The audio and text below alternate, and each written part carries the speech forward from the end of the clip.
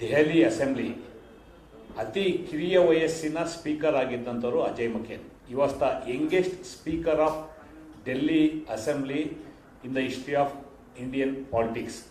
At the same time, he is the youngest cabinet minister of UPA government in the central. He was a 3-term MLA from Delhi Assembly and twice he was the parliament member, and in political career he is the Congress Working Committee member and also General Secretary of the AICC. So today he is addressing the press meet at Bangalore. I welcome Ajay Makain Saab from KPCC and Mr. Mansoor is accompanying, Mr. Dinesh Guligoda MLC, Singh is the AICC media in charge, he is also accompanied. I welcome all the dignitaries. Thank you, Mr. Babu.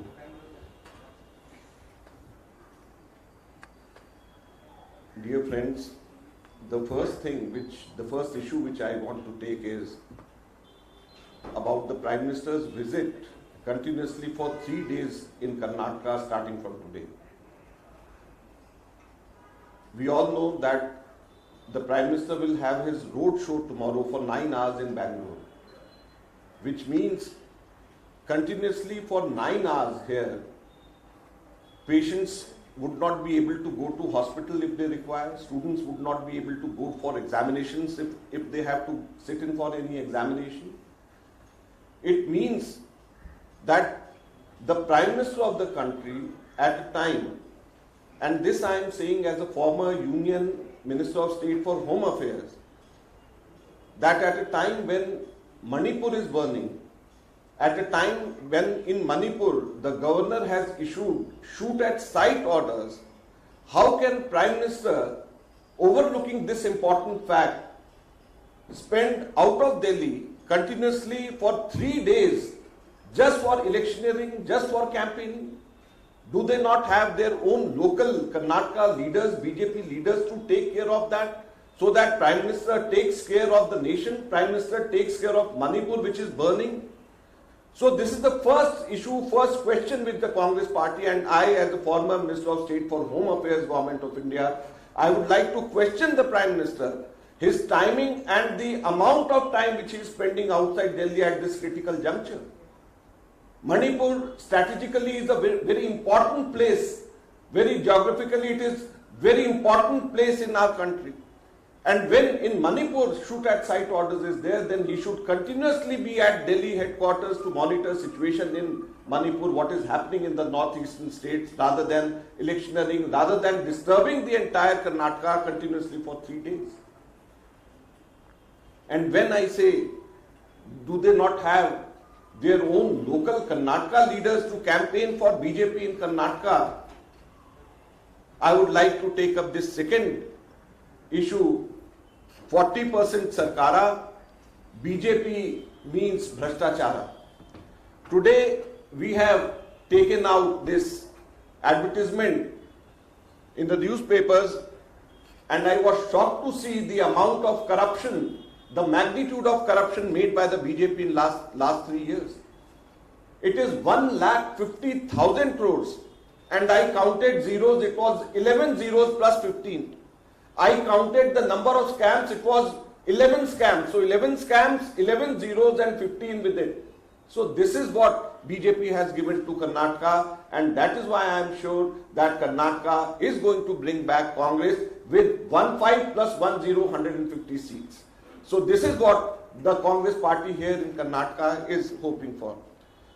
Congress during its time, when we started last elections, in 2013, we made 165 promises. And out of 165 promises, we fulfilled 158 of them. We launched 30 flagship programs. And now again, Congress promises 5 important flagship programs, 5 important guarantees which Congress is promising. I would like to reiterate all 5 of them. I know many of the previous people here, leaders here would have said about this. I just want to reiterate because these are the positive things on the basis of which we want people to vote for us.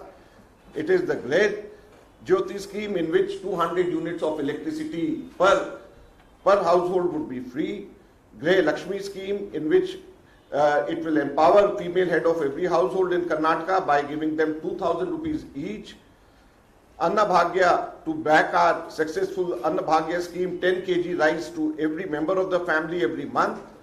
Yuva Nidhi, which is 3,000 rupees for every unemployed graduate and 1,500 for every unemployed diploma holder, and free bus travel for women. So these are the 5 guarantees which Congress party promises. It is in total 1,02,000 rupees per annum per family which the Congress party is promising, which Congress party will give.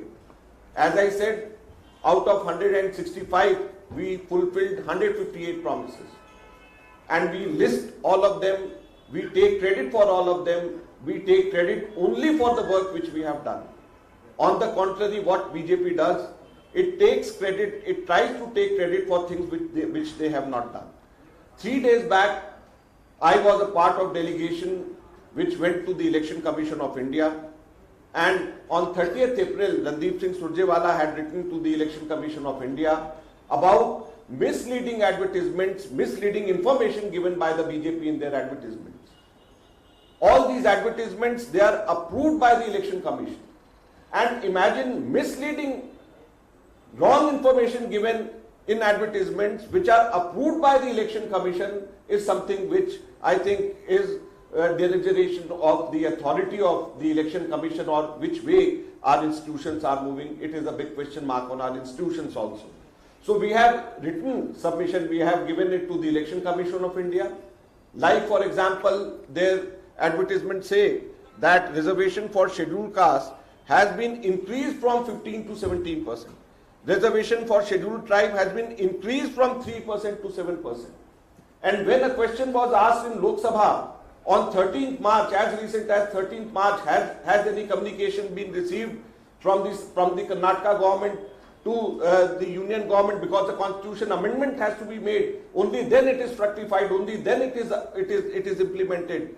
And in the Lok Sabha, it was said, in Parliament it was said that we have not received any such information from the state government. Then on 27th or 26th March, just 1 or 2 days before the Code of Conduct, the Chief Secretary wrote, but it still has not fructified. It's still, the Constitution amendment has not been made. And once the Constitution amendment would be made, then it would again undergo through the lens of the Supreme Court.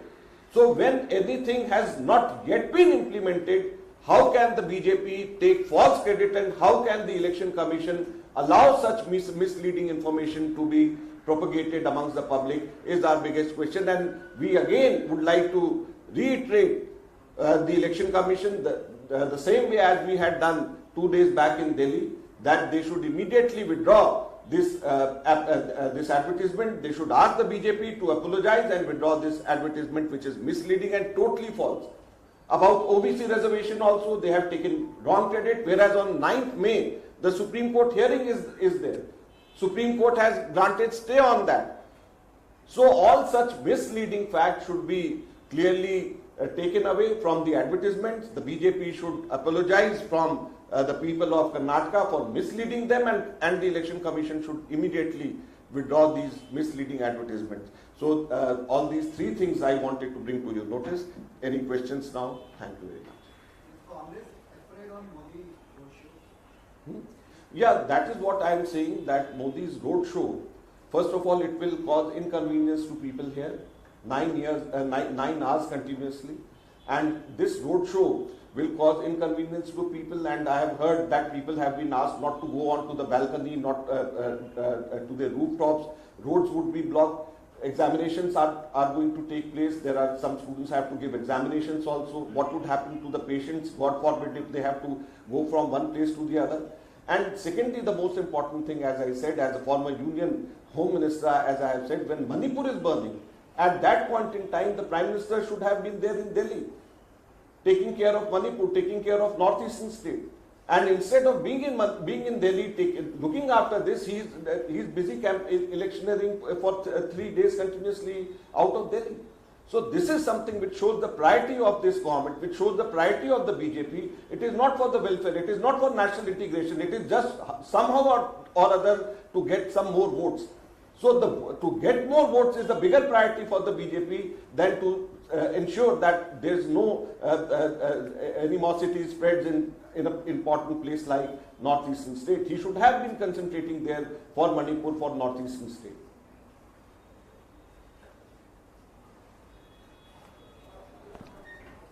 ಏನಾದ್ರು ಪ್ರಶ್ನೆ ಇದೆಯಾ? Thank you Nanda.